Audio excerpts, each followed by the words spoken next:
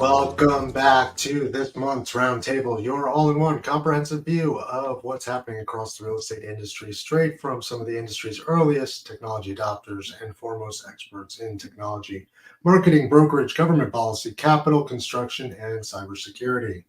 As always, it's a three-part show. Part one, introductions, what's new for each of our Roundtable hosts in their unique business sectors.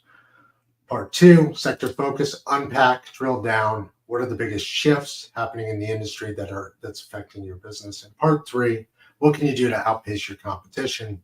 I'm Andreas, Senie, founder, CRECollaborative, brokerage owner, and commercial director here at KW, as well as a technology growth strategist for both the nonprofit and for-profit sectors. Joining me this month is none other than Rebecca Carlson, founder, CEO, Carlson Integrated, past president of NICAR, and future recipient of Woman of the Year award out of the Real Estate Journals. We're going to talk about that. Becca, nice to see you this month. Thanks, Andreas. There. You're in marketing. I mean, you pushed out the award, went out there. What do you expect, right? Also joining us, none other than Chris Abel, Director of Associated Builders and Contractors here in Connecticut, board member SMPS, and all things construction. Chris, nice to see you. Nice to see you. As always. And Anna Maria Kowalik, our Director of Business Development at Inland Green Capital, all things finance, all things getting green with green. Anna Maria, thank you for being here yourself for half the show and for taking and standing in for Dan because he couldn't be here. Nice to see you. You're welcome. Glad to be here always. And I tell you what, why don't you kick us off today? Sure. Actually, I'd like to report on Dan's great work with the 1031 exchanges. And if you've listened to him, I'm talking to the viewers and all of our audience right now. You've heard Dan talk about the 1031 as an IRA for real estate. And so he's working very hard to save it.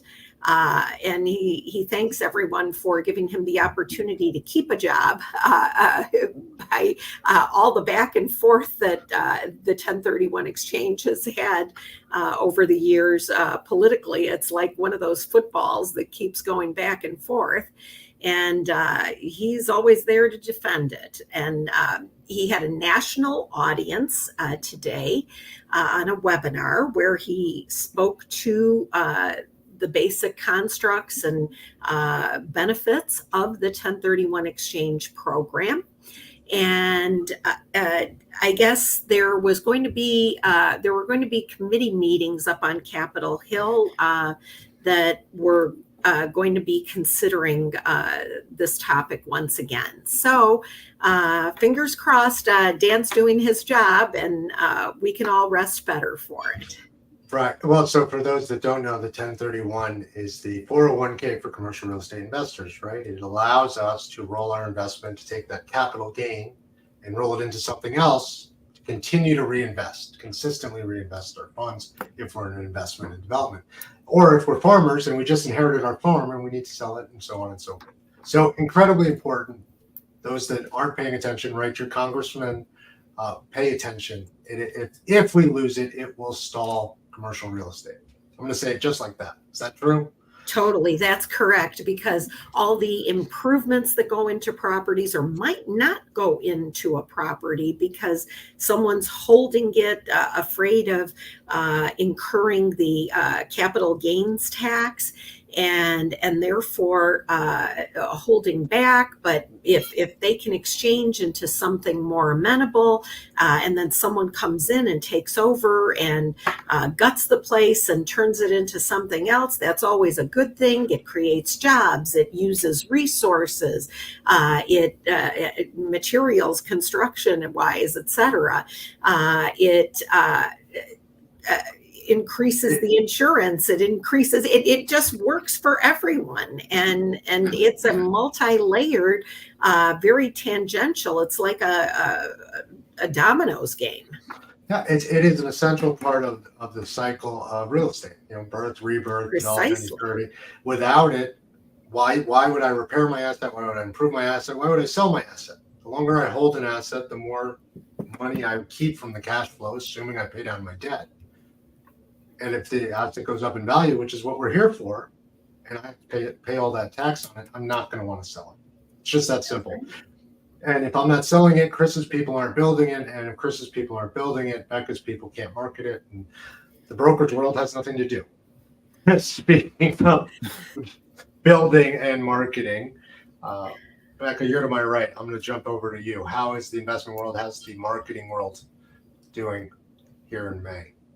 So things are very busy. Looking forward to upcoming, probably sector dependent, but for me, with the upcoming shopping center convention in Las Vegas, it's been all preparation all the time, last minute materials and brochures, finding a printer in Las Vegas for our backup, just in case things don't get printed in our clients' geographical areas. I'm going to be doing actually shipping tomorrow, starting that process for various clients. So we're seeing a lot of activity there from a business development standpoint. That being said, my team is also in the middle of constructing a number of pitch decks and a number of investment opportunities, which is very exciting. It's nice to see capital moving. It's nice to see projects all around the country. We're working on clients who have projects in Florida and Minnesota and Wisconsin, Chicago, all areas. Not obviously that's only 4 places. That's not all areas, but we are definitely seeing clients very busy with activity across the country. And that's always a nice, hopeful and positive microcosm and a micro analysis of the commercial real estate world. When capital is being raised and capital is being deployed, it's always good for commercial real estate. And would you, just out of curiosity, back to 1031s, how many of those investors, the people you work with, how many of them are involved with 1031 exchanges? Does anyone not exchange if they can? Everyone exchanges and when they can. have Honestly, to. it's part of the property life cycle. It's part of the investment life cycle, that disposition and building and accumulating wealth over time. So often an investor will start with maybe a 2 flat, and they might live in evolve up and they build up. And then they refinance and are able to reinvest that money into a 3 flat. Then they might sell that initial 2 flat that they lived in, and then they go from there to a slightly larger multifamily building. Then they might go to a shopping center. And that is building and amassing wealth for generations. And it allows a starting point and a continuation of growing wealth for a family. And most owners are families. There are a number of big national companies that own and invest in real estate, but you have to realize most of those have pension funding. So it's still invested by individuals. This is still my 401k. It's your 401k that's investing in these properties. So for commercial real estate to be successful, benefits all people. It's not just a few investors. Literally, all of our 401ks are diversified into these projects and these kinds of properties. There's always a real estate allocation. Absolutely. And speaking of allocations into real estate, without new development, you spoke about funds moving, capital moving, projects all around the country. We are absolutely seeing a pickup in activity here in the Northeast. Chris, I know Chris and I were just on the phone earlier talking about different projects that the government's putting out.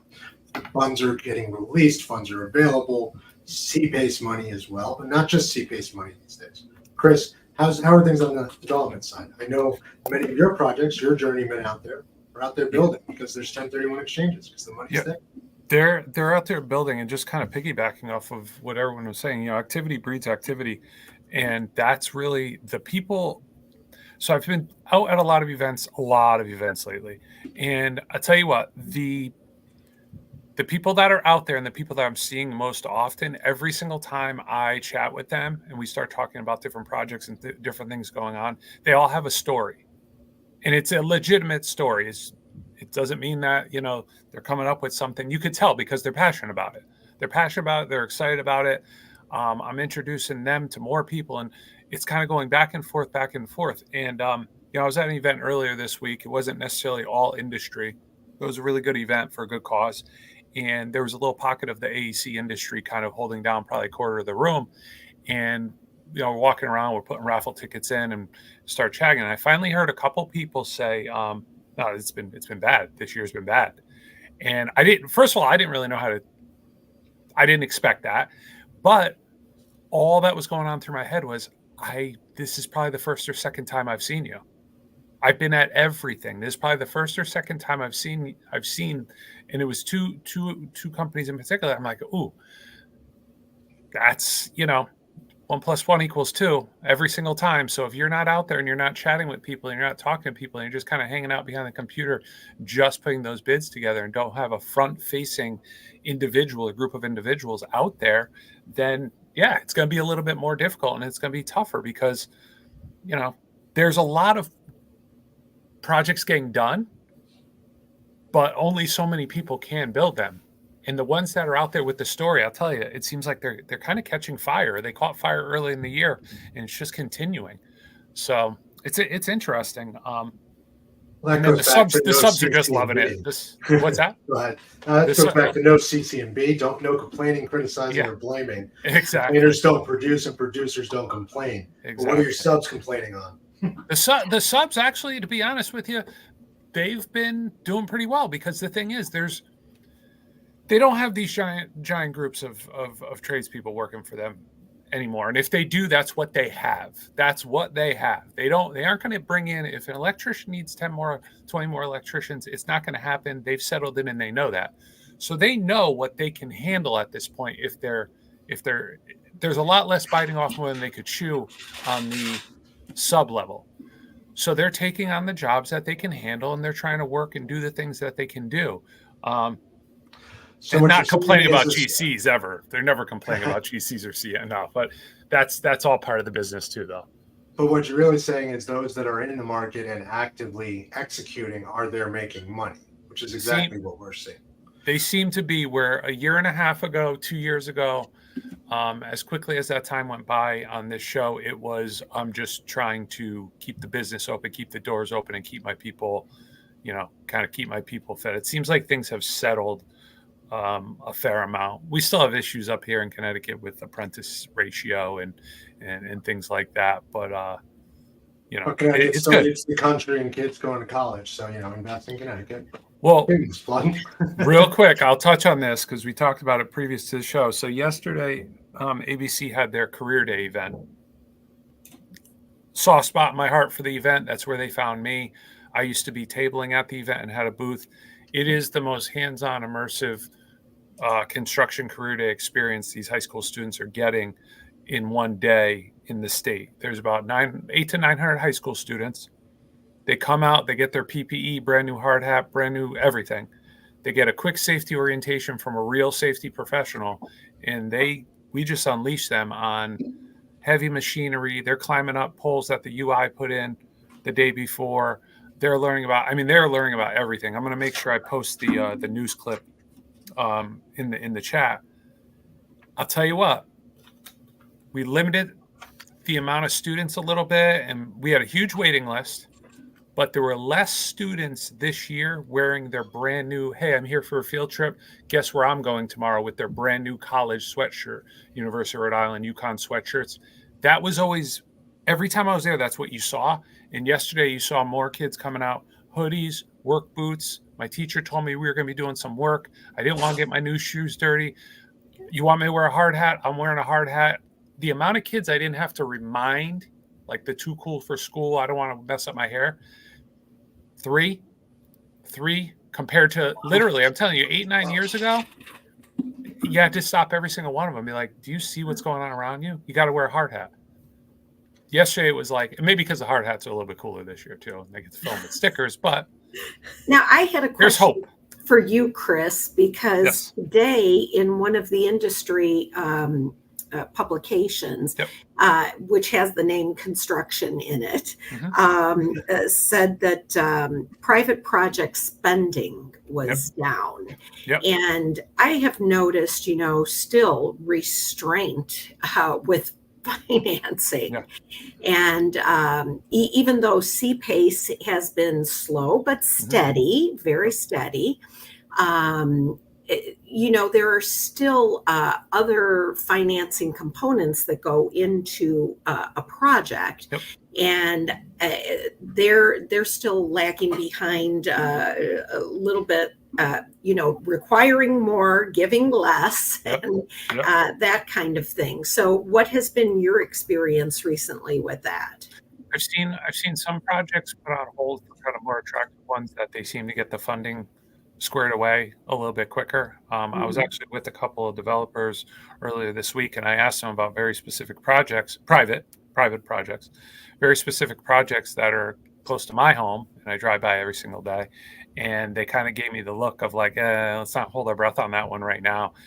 And last I knew, this was supposed to be a demo job, 2 months ago. And now they've moved on to other things that I think their funding is coming a little bit, it's less cost, and they're kind of jumping on that quicker. Everyone seems to be doing. There's just so many multifamily and large residentials absolutely everywhere. And the funding for that, I mean, you probably see more on your end. It seems like the funding for that, because of the need, has been a little bit easier to get as opposed to some of the retail stuff. And there's been a lot of talk in Connecticut recently about the malls, what they're going to be doing with the malls. That's a hot topic again. But I think there's such a cost incurred with trying to do that. And if they can actually turn it into something that's attractive, that I see some of the people I'm dealing with just kind of going into some smaller jobs where they know that they can build it quickly, they can get people to move in there, and everyone will be happy. So I don't know if that answers the question. No, I think that's key. Yes, yeah. Absolutely. Because, it's a little bit easier seeing things come together on the retrofit project than on the new construction. Yes. And so, that's been my own personal experience. But I just, because I'm short for time today, I'm going to have to break in about 10 minutes away. Actually, I want to bring up a couple of things. So why I'm breaking away is to join Dan Wagner at a Martin Luther King Advisory Committee board meeting. You may remember, I think Dan talked about it before, that the Inland Group was very instrumental in helping bring back the annual Martin Luther King breakfast in DuPage County here in the Chicagoland area. And so this is an all year long buildup. We finished the breakfast in January, and we're all ready to fundraising and getting community support on board. And so that's what I'll be doing right after this call. But I wanted to speak to Becca's comment on ICSC, meeting in Vegas again in May. And so that's where a lot of Inland's time and efforts are going these days as well. Making sure to remind everyone to make their appointments with the appropriate people at Inland. And I keep getting bombarded by emails daily from the different Inland groups looking to make appointments either for acquisitions or dispositions, for property improvements under the property management segment, and et cetera, et cetera. So certainly there's going to be a ton of Inland experts there, and make sure to stop by the booths this month. So we will put it in the show notes. Yeah, with the location, absolutely, along with Becca's luncheon. But go on. I know you got one more thing to say. Absolutely. No, and then I just wanted to, because Chris also brought up, going to another event that wasn't necessarily industry related, but there are so many events going on right now. Many presentations that I'm doing, I've got a full schedule of events. Let's put it that way. And some are charitable as well. And so this morning I spoke and represented Inland, the Inland Group and Inland Green Capital at a regional scouting breakfast that had 150 people, municipal and county officials, and so the Inland Group continues to support the community, not just in the services that it provides from a real estate perspective, but also on the charitable side. And my husband and I are going to be walking for wellness on Sunday, which is for the Wellness House that does free cancer-related services for families here locally in DuPage County in the Chicagoland area. And anyone can, seek out services there, and they do a wonderful job. And we are fundraising, and this year, of course, remembering our deceased founding father, Dan Goodwin, and going to be walking on behalf of him and supporting the fine organization. So that is all that we are doing lately. And Inland continues to always be buying, but you brought up a great point. Inland is 51 plus years at this point. Oh, 55 plus. 55 plus. And as big as you are, you don't have to be out in the community. You have enough money to make money without being part of the community. But just like KW Commercial, just like Chris's group, Becca, I'm sure all our clients, we are part of the community. We give back, and by giving back, everything comes back to us. It's a karmic circle that works rather well. Okay, Inland does it very well. Martin Luther King, dinner, DuPage, and not to mention, they created the DSD. So between CPACE and what you do in service and what you do for the community, you are full circle. Yes, we are. So just a little plug there before I leave. But I always enjoy the conversations with this great group of professionals, and wishing you all a great May, and hope to see you all again very soon. I'll be on June's call for sure. Looking forward to it. Thank you, Anna Maria. Say hi to Dan for us. I sure will. Take care, everyone. Take it easy. Bye-bye now. So, and circling back here as we go back to hyper-local and being part of the community with this group, every one of us is in our community in a real way. Chris, I know you throw more events than probably anyone else I know here in Connecticut on behalf of your association, which breeds a tremendous amount of retention, 95% and growing 5 years running. Becca, you hosted this lunch, what, for years? 5 years, 10 years? 10 years. Close to 20. Okay. Close to 20. Okay. This is my 20th conference. Okay. 20th conference in Vegas at ITSC. This will also be in the show notes. And Chris, back to what you said about the, people showing up and actually showing up and being ready, willing, and able to work, and not being entitled enough to say, hey, I don't want to work, or I won't. Yeah. That marks a drastic change for me. That's news to me. And I'm excited to hear it in this space. As we move forward. What was interesting? What was interesting was just go back real quick. The retrofit instead of the new, as far as building.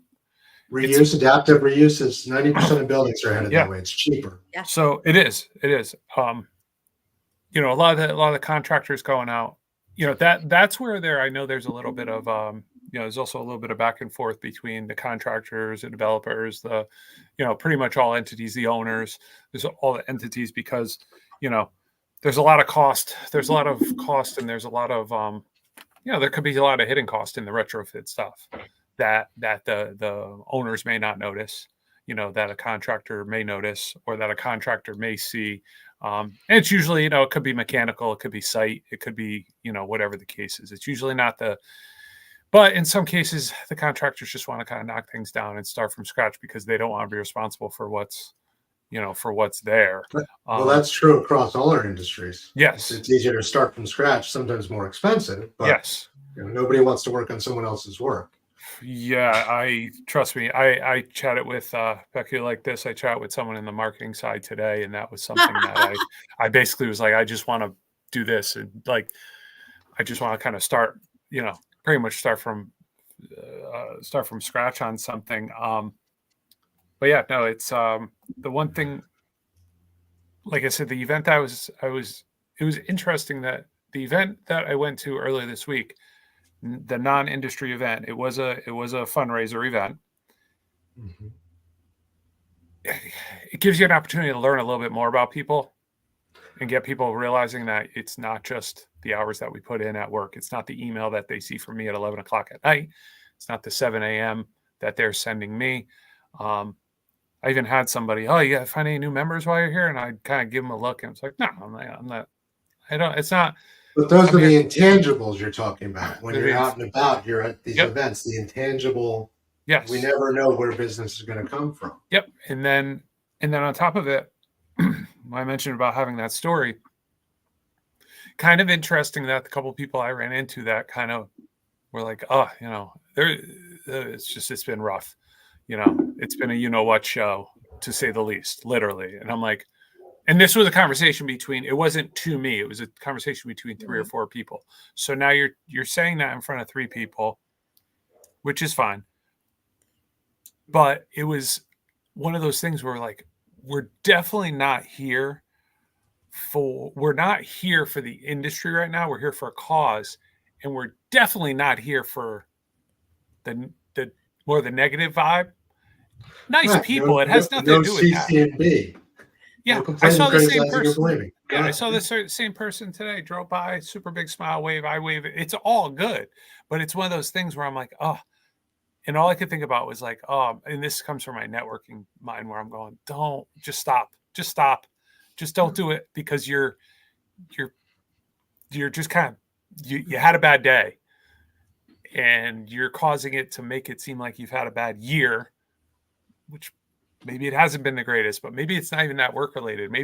But it was just one of those things where I'm like, oh man, and then you're about to hear some really bad stories about some really bad stuff we're trying to raise money for. And it really should put, so I was kind of hoping they left with some perspective. Yeah. Right. It could have been worse. You could have been the guy. It could have been in Hawaii during the fires. I mean, there's so much worse out there, regardless of wherever you are in your life. But I do appreciate the honesty too. So there's something to be said about that. The trust in who they're saying it to, and knowing, So. Oh, the confidence and the trust in you to talk about so freely with you. But it's difficult, right? I mean, look, I'm in rooms where there's absolutely a herd mentality, and it's easy for people to complain, and it's easy for people to fall into a slump. Those aren't the rooms I want to be in. Yeah. And if that's the room, I go to another room. Yeah. And there's plenty of rooms where people are succeeding. And if you're not hearing any no's in life, you're not asking enough questions, right? You're not asking for enough business. And Andreas, that's why I called you as soon as I left the event. That's true. Well, that's a true story. Nobody complains in marketing, though, right, Becca? Oh, they do. They just call it pivoting. I mean, I don't know. Sorry, go ahead.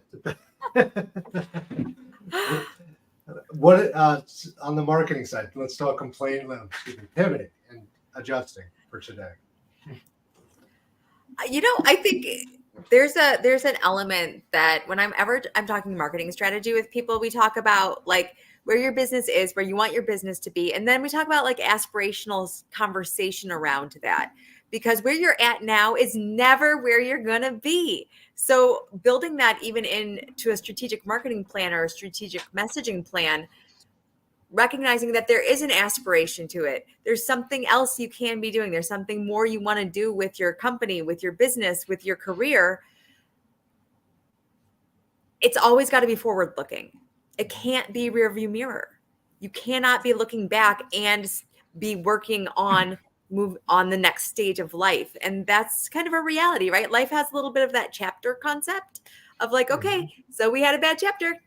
We're going to close that because we got to keep going. And I think marketing in particular, by nature of the industry, is almost always forward looking. We want to reflect on and understand where we're at, but there has to be a roadmap of where you want to go. Otherwise, there's no point in marketing. Well, your rear view mirror is this big and your windshield is this big. It's on purpose. Right? Exactly. Yes. Yeah. So go ahead. No, it's Becca, it's hilarious that you I literally have the words future thinking, past will come back to haunt you. I've always taken some notes kind of before our show as to remind me of little things. And I literally, those were the first two things I wrote about the idea of this future, this Mindset. future thinking. I absolutely love I deal with a lot of individuals in marketing. I working with marketing and business development people as members. That's that's one of the keys to retention, because they're the ones that will see the value quickest. Yeah. And they're the ones that can report back and be like, what do you mean not renew? Like, did you see this? Did you see that? Did you see this in the newsletter? Like, there was no money out of pocket there. That would originally cost me whatever. We send a press release to him, he puts it out. But one of my favorite things about dealing with marketing, especially when I deal with my folks at SMPS in Connecticut, I'm not a marketer by trade. I just end up landing in it a lot. So I'm there to learn. Like, I'm here to learn from Becca. I'm here to learn from the people from SMPS.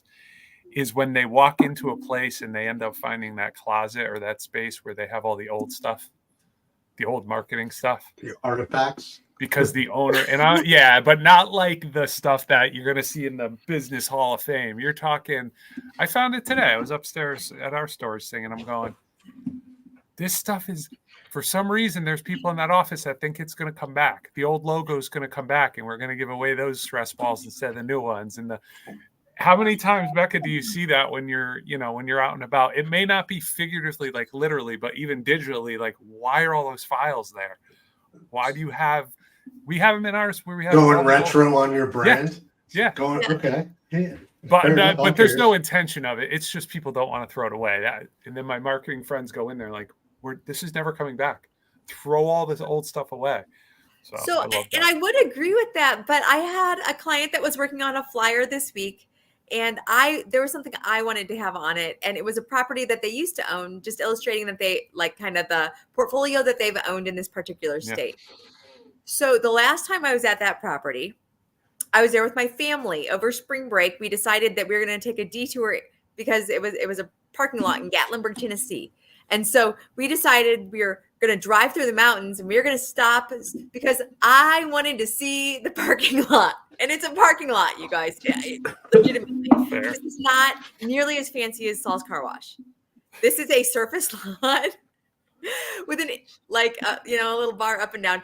So my youngest was in a stroller and she's 14. So this was more than a day or two ago. I was so ecstatic when the admin of the company found in the old files, because they sold this property at least 10 years ago. She found the picture of the lot, and it took me immediately back to when I was there with my little baby in the stroller and my whole family dragged there over spring break, and everybody looking around. Of course, it's a parking lot and there's nothing to look at, and being so excited because it was like the last property in the portfolio that I hadn't seen yet. And I wanted to see them all. So even if I had to drag my family out of state for spring break. So sometimes those archives are really fun. But again, for me, it was super fun and memorable. To anybody else who looks closely at that picture and discovers all of like the aged cars in the lot, it is gonna be a relic and part of a beautiful history, but certainly not something that you'd advertise, hey, come park here today. Yeah. Well, there's always but it could be part of a proof stack. It could be part of your history as a company and showcasing it that way. Right? Yeah.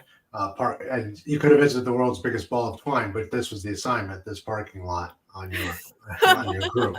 Well, I got a company, one of our members, I'll give him a shout out, Domac Restoration, great company out heading your way, Andreas, in Connecticut. But I think they're celebrating like their 30th or their 40th. I can't remember. I think it might be the 30th.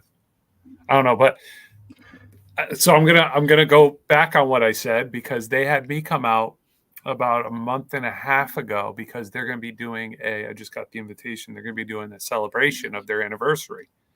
And they had me come out just to chat about different things, get the wheels turning. And it started turning towards some marketing stuff. And that was one thing we talked about, was the idea of, pulling out some of the old photos, pulling out the old logo, maybe doing a cost analysis piece in the corner of how much shingles cost, how much, because they do a lot of roofing, so there is, don't get me wrong, there's value in those closets, but it's more like the paper stuff, the flyers and the Well, that's an argument to go, to not use paper. Let's back that up. Just go you know digital what I mean? all the time.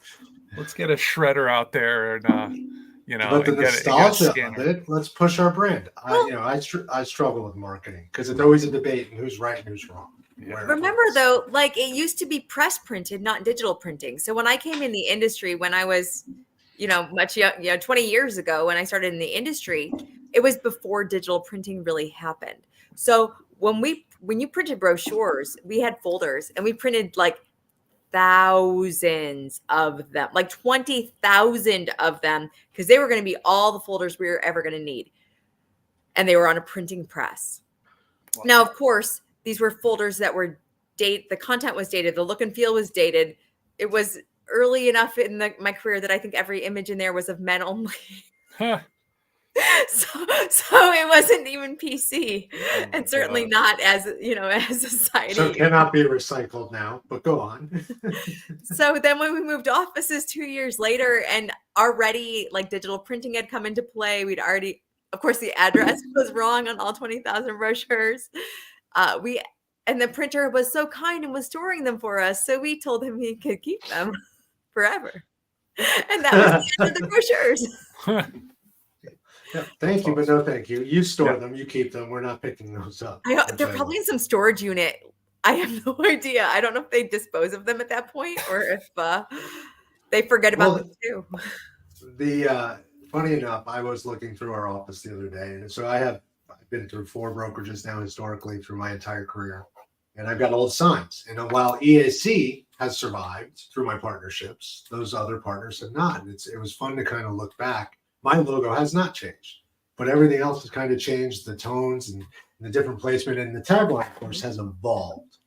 But it was always such a hardship for me to have that marketing conversation and to figure out how, what, when, and where, and what worked best.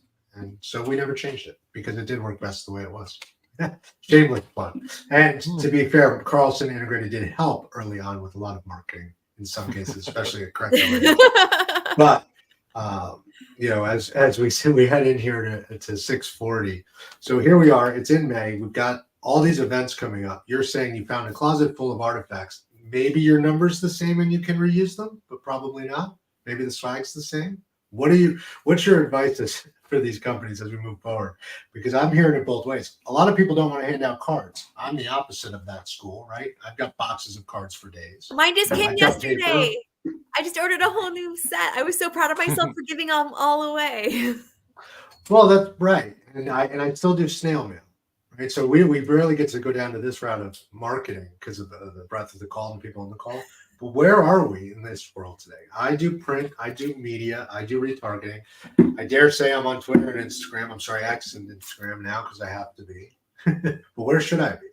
Chris, you're out there getting new members. Becca, you're out there syndicating and raising funds. Where are you guys seeing success in your endeavors? Ours marketing. Becca? Relationships and referrals. You can't. That's not marketing. Relationships is networking. Hold on. Or is it marketing? I feel like marketing yourself, marketing your professional brand and reputation. Okay. I think is the biggest. So hosting the events. Yeah. Hosting the events and pushing yourself. Okay. You know what I've been running into a lot is a lot of people. This is gonna sound really like I don't mean it this way, but it's gonna sound a lot of people talking about me. And it's not like this, but they're talking to other people about me. You are a leader in what you do here for your association, so that's not a surprise. Like with me next to them though, not as if it's like Ricky Henderson, the old baseball player, using himself in the first person. Ricky did this, Ricky did that. I'm talking like I mentioned something during the conversation, and then someone says to the person next to them, like this, he knows everybody. Like he knows everybody. You have to this guy. Yeah, like while I'm there, and I don't necessarily take the compliments all well, even though it is a compliment when people say that, but I've noticed a lot more of that. So again, activity breeds activity.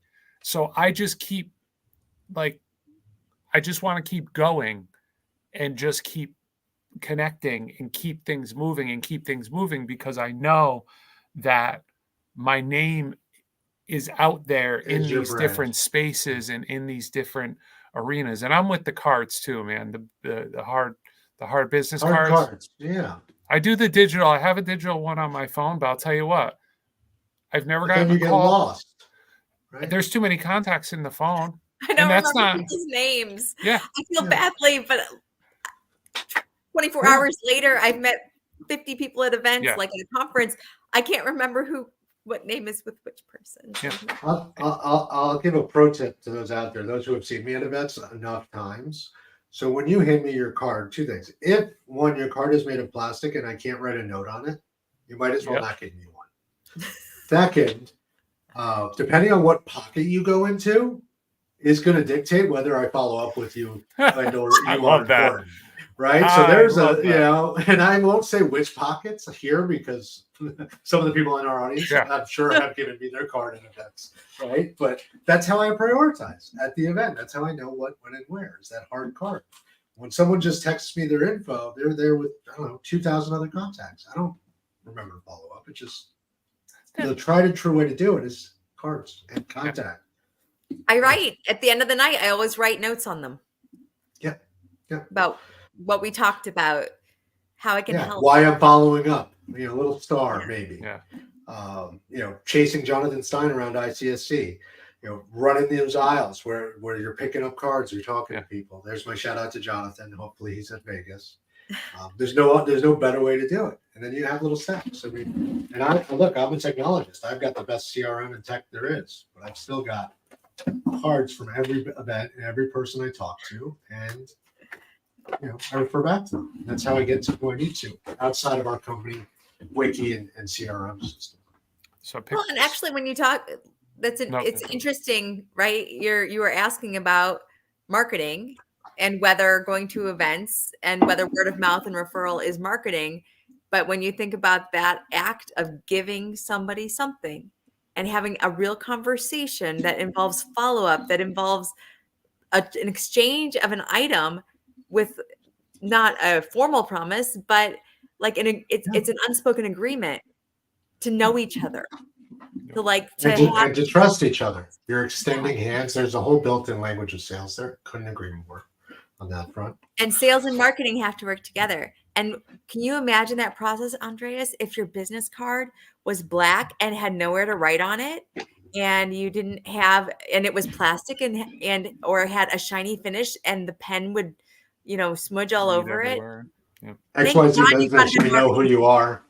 Yeah. That's why you're right, Mark, because as sales, you tell marketing what you need, and you get that feedback. That forward-facing feedback is so critical to marketing, because marketing's job is to help.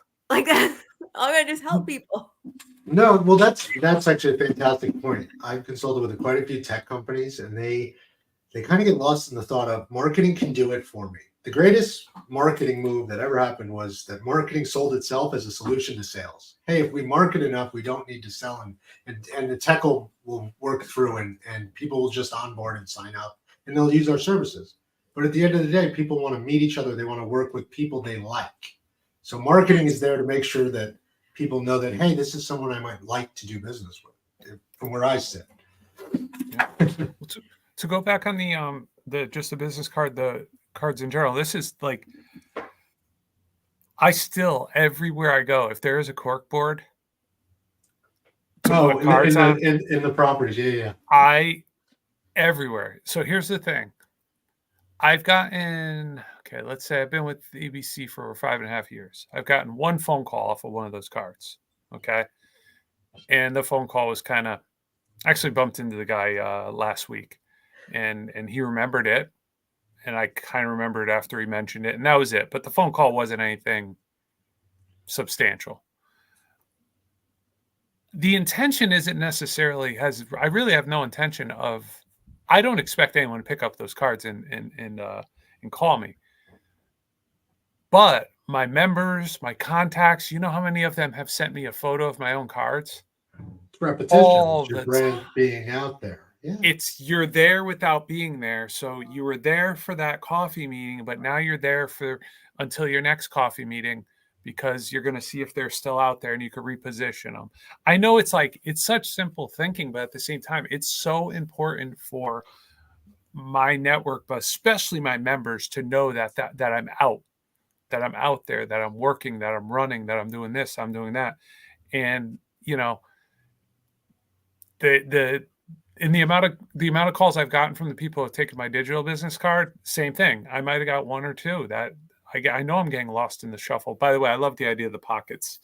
All I could think about is like an old, you're thinking back to when you saw me at an event with you, and where the hell did he put my pocket? Like, he definitely put my card, God knows where. But but yeah, I mean, it's true though. It's true that there's these little things that, the little things, and they always go back to like what Becca was saying. It's always the personal touch. It's always something a little more, quite frankly, almost away from technology a lot of the times. That usually gets it done at the end of the day. Well, especially today, keeping it human instead of AI or robotic and so on. Yeah. I will admit I have an AI tool that works in my email now that helps me draft emails. Yeah. And while, yes, your vacation was incredibly important and your kids are very important to me, that part of my email, not that I'd ever do this to you or my listeners here, maybe that was my AI assistant who wrote that part, thanking you for all those things and following up. Mm-hmm. Maybe. It exists. It's all there for you today, right? Which makes the in-person even more important. Yeah. And dare I say, Becca, I don't know if you know this or not, or at least can speak to the numbers here. I've had 2 marketing companies, and they might have been selling me, try to tell me that print is, people are now on their way back to print marketing as opposed to digital because there's less noise. Like that's where I should spend my money. I actually. But is there anything to back that, or is it? Look, if you talk to print advertising companies, they have fantastic statistics. Now, have those been properly vetted by any authoritative source? I would not know the answer to that. Right. But certainly, for better or for worse in this day and age, you can kind of find statistics that'll skew anything. Look at direction you want to go. Long enough, they'll tell you anything. 9 out of 10 people surveyed. All 9 of my friends who I surveyed, and that one guy who I didn't like and surveyed said the other thing, right? Like there's a reality that where the data is from does matter when it comes to authoritative statistics. And that's part of the noise, though, quite frankly. I do know subjectively, I was talking to a wealth advisor a couple of weeks ago, very, very sweet guy. And he's like, I was quoted this amount from a mailing house and a mailing company. I think I want to try it. And I said, okay, so how are they doing? What's their methodology of finding who to send it to? And he said, well, they're doing it houses of such and such a range. And then I said, well, are they doing everyday direct mail through the USPS, which is by far the least expensive? Yeah. And you can select your mail routes. It's a fantastic tool. If you're going to do print mailing, I use it. I mean, the post office, right? That's what they do. That don't know. Those are the big postcards. Yeah. But they can be multiple sizes. You don't have to, just have to be within some sort of confines, right? Of their parameters. You can do anything creative you want. And it's very inexpensive. When he told me the price, I said, he's like, unless you don't think that's good and you guys would want to do it better. And I was like, me licking stamps, just kidding. I know you can't lick stamps anymore, by the way. I know they're all stickers or they're indicias that go through a mailing machine. But like the thought of like mailing 600 things because I could do it 4 cents cheaper. It's like, I was like, actually, that's a really good price. You should try it. Like, absolutely try it, because I actually think it's a kind of a low threshold to try. And when compared with online advertising, there are certainly opportunities to do online advertising at a low entry rate. Okay. But every online advertising company I've spoken with doesn't want to work with people who want to come in a low entry rate. They want to work with people who have at least $1,000+ a month of advertising dollars for an online digital ad. And most people don't want to go in at that entry point. So there's a gap. Well, isn't it more, and from what I've seen online, you buy an ad like Facebook ads. It's a spigot, right? You just set up your budget and you go. And if you don't know better, it doesn't go anywhere. It's not trackable. There's no return. I will argue on the postcard side for a moment. There's no better way than me mailing a letter. The letter might have been printed, but the letter to a property owner and getting my business card on his desk. than sticking the stamp personally. And for what I do. love letters. Yeah. I do. I love letters. So that there's tip 2. Watch out for what pocket and use letters, because now we're at the top of the hour. Real letters, not printed letters. Because who knows if you're talking to a real person on email. But Chris, how are your? Go ahead. Or Andreas's AI tool on email. Now I know. Well, yeah. Matter of fact, I got called out on it by one of the attorneys in a transaction. He goes, "Hey, so," and I went, "Oh, yeah, no, I have an AI assistant tool." So we still need to teach it. It still hallucinates. I'm still saying firmly that it will not replace real estate professionals. A real estate professional that uses it will replace one that doesn't. Just like a real estate professional that drives a car can see more properties than one that rides a bicycle. It's a simple statement, right? I'm sure the same is true in construction, right? We've got our screw gun and we've got the guy with the screwdriver. Yeah. But as we hit that top of the hour, Chris, what is the one big thing? It seems like we're going to have a workforce. They're coming. They're not entitled. I'm so excited. Projects will get built. What is the one big thing you wanted to give back to this audience of now over 3,000 worldwide? Yeah, you're right. It's going to be years of struggling with the workforce type of stuff. There's no two ways about it. One takeaway that I'll throw out there is that something that impressed me yesterday at the event I was involved with is that it seems like the high schools, the middle schools, the guidance counselors, the career counselors are starting to catch up. They're starting to catch on. So if you're in the industry, and if you're dealing with the industry and you're dealing with contractors on the commercial side, especially, or on the residential side, is to stop and take some time to talk to some people that might be able to keep helping this along. If a school's looking for someone, I've been involved with a couple of career fairs lately. If a school's looking for someone to come talk, maybe give it a little bit of thought and understand that if you give back for maybe 45 minutes, you might actually be able to get yourself, a couple plumbers, a couple HVAC techs down the road. You got to be focused on the future, that future thinking. And that's the part I was thinking about, that future thinking. So the past doesn't just keep coming back to haunt people. And, these companies aren't, stepping over a dollar to save pennies all the time. Like, get out there, talk to more people about the trades, explain what it's about. But also, my request for the industry is don't sugarcoat it either. Don't sugarcoat the construction industry. Don't sugarcoat what it is. Don't sugarcoat the fact that it's not done safely and done right. It is safe, but it is also a very dangerous profession. There are also things that it's not going to do anyone any good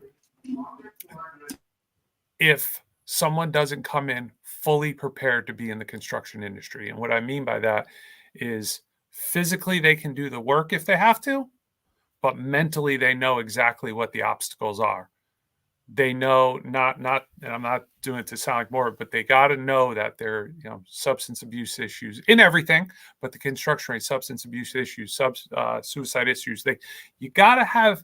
It won't do anyone any good if they step out there for 2, 3, 4, 5 years. They get themselves injured, a little minor injury, and then they end up on pills and stuff like that. It won't do them any good if they end up, and it's not going to do their family any good. And it's not going to be able to pass it on to the next generation if they look up and see that mom or dad, couldn't hack it in that field. So it's a matter of having real conversations with these kids, not just going, oh, I need plumbers. Oh, I need this. Oh, I need that. We got to teach them. We got to rip the phone out of their hand and teach them how to do this stuff. They need to be mentally prepared for this. This is not, there's too much of a broad focus on like, get them in the schools and get them trained. Get them in the schools and get them trained. My nervous part of me is always like, all right, well, what are we taking care of on the other end? Are there systems in place to make sure that they understand what they're actually getting into, and they're not just hearing that you can make a great living, make good money.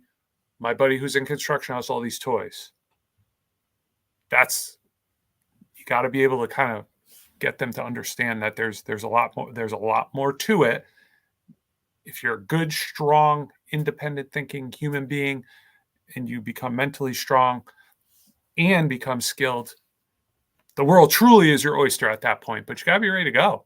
You got to be ready to understand. You can't just, it's not the hammer swinging, hammer swinging, cursing and spitting days of old here. You gotta be able to dig in and really know what you're doing and be financially stable and save your money and all these little things and invest in property, right? That's right. So always a good time to buy commercial real estate. It is the safest asset to invest in. Yeah. And not only that, it's the only asset and the only investment where insider trading is not only allowed, it's encouraged. So your network really is your net worth. Yeah.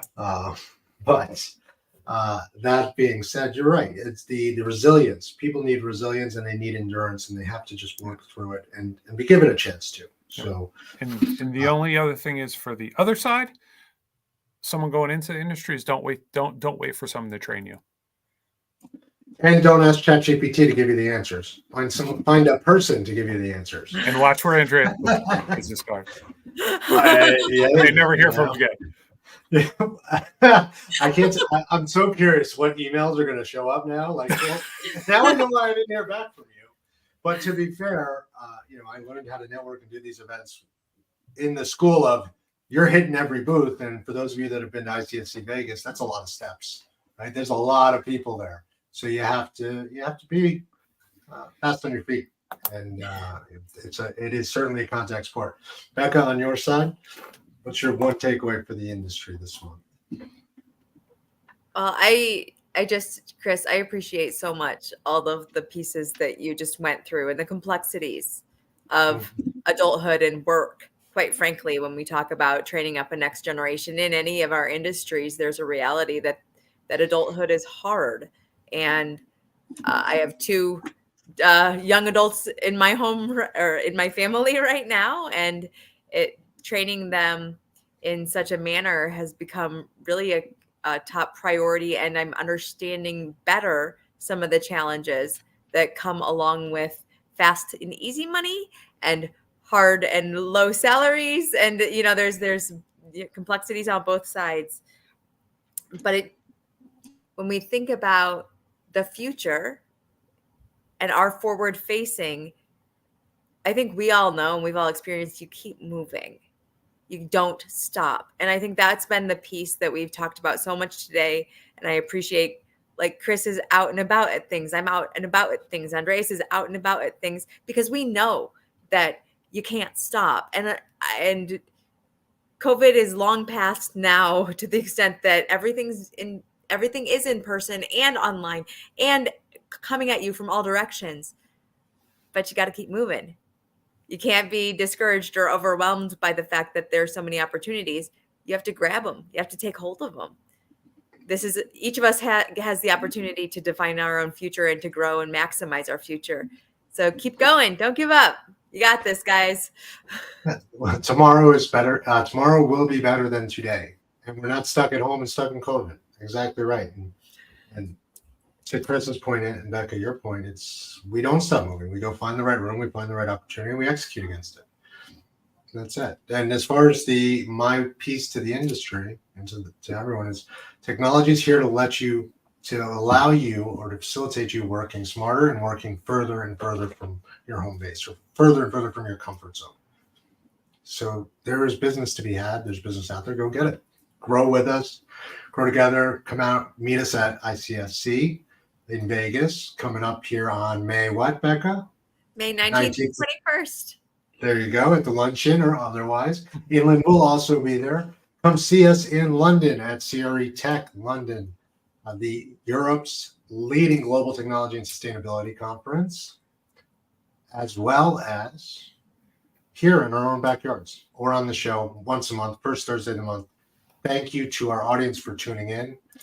Thank you to my co-hosts for showing up, for bringing so much to the roundtable, and to my business and personal life every month. This is my favorite part of the month, where we sit down and talk.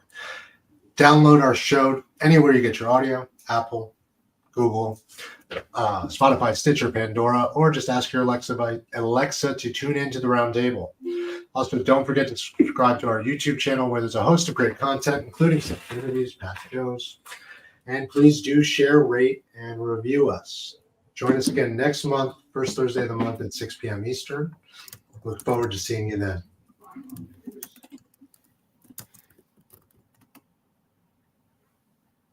Thanks for tuning in to the Real Estate Roundtable, powered by CRECo.ai, your source for the latest in real estate and technology. For past episodes, sector interviews, and more great content, follow us on all social media and YouTube at CRECollaborative. You can also find us anywhere you listen to podcasts. Please like, subscribe, and share. It really does help. Thanks again for tuning in, and we'll see you at the next Real Estate Roundtable.